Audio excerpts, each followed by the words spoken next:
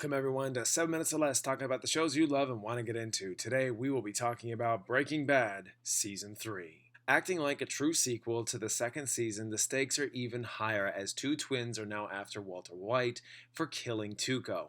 With that, Walter has quit the game to make up for the mistakes he's made as Skyler finds out about his dealings. Jesse is rehabilitated but still grieving over Jane's death, who died in Season 2. When Gus Fring offers $3 million for 3 months to Walter, this feels like everything should come back together for Walter and Jesse to cook again.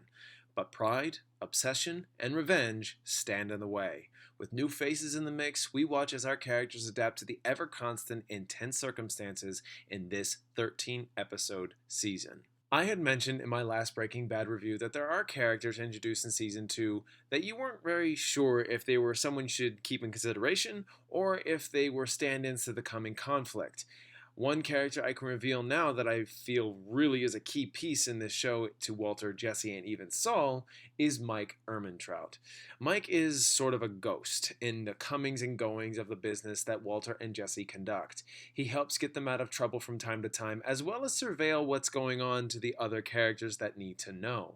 Mike is very nonchalant, hilarious in his delivery of nonchalantism, but when he gets worked up, you know not to mess with him. I absolutely love this character. But you know who I don't like as a character? Skyler White. Over the season, and these 3 seasons thus far, as they progressed, I have just disliked her more and more. Now, throughout this show, I have found myself on her side for most of the situation throughout Walt's lies and deceptions, as of course he was trying to protect his family. Skyler chooses to do things that are frustrating, but on the other side of the coin, somewhere in there, they're understandable.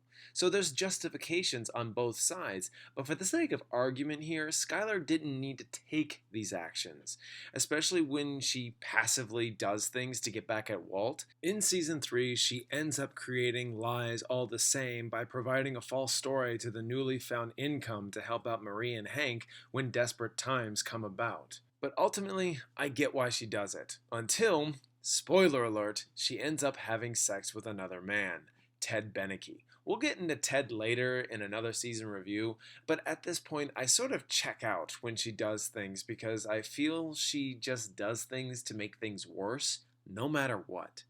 Throughout Season 3, not only does Walter refuse to cook, he refuses to divorce Skyler. He refuses to divorce her despite her ultimatums to keep his secrets if he leaves Walter Jr., Holly, and herself alone. This is also despite the very excellent deal Gus Fring offers to Walt.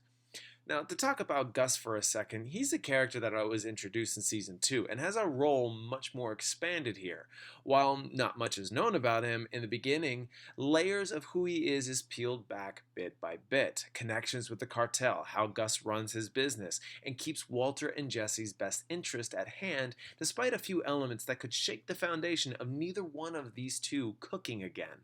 While Gus is not a full-fledged villain here in this season, you could see where he can become one, especially towards the end of the season finale. A lot of these issues I speak of deal with Hanks' character getting closer and closer to Gus's operation that could blow everything. On Jesse's side, he gains a new love interest while trying to sling meth to his support group, but finds out more than he bargained for when through his love interest, kids were being used to deal and kill others, which marries into the events of Season 2 when a character combo was killed. In the beginning of this season, Jesse is quiet because he's very much torn up about Jane's death.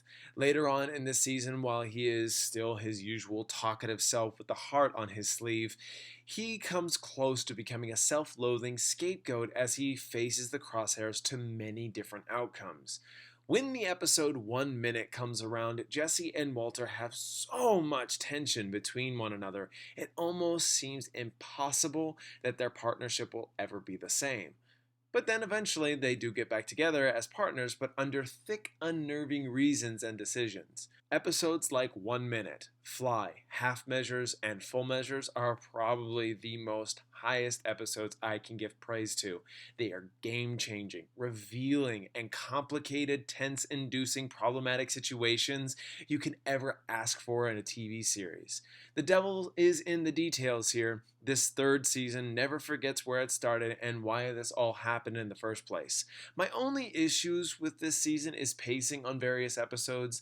They don't necessarily get boring, no, but there is frequent downtimes to different situations, and it leaves the array of it all up for wonderment of where it'll go. Nothing huge. I'm going to give Breaking Bad Season 3 a solid A. Alright guys and gals, thank you so much for watching. I do hope you enjoyed my review. I would love to know your thoughts in the comments. If you're new to my channel, check out my TV show reviews and movie reviews. Turn on those notifications so you don't miss anything. And with all that said, I do hope you have a fantastic and wonderful day. Don't forget to like, comment, and subscribe.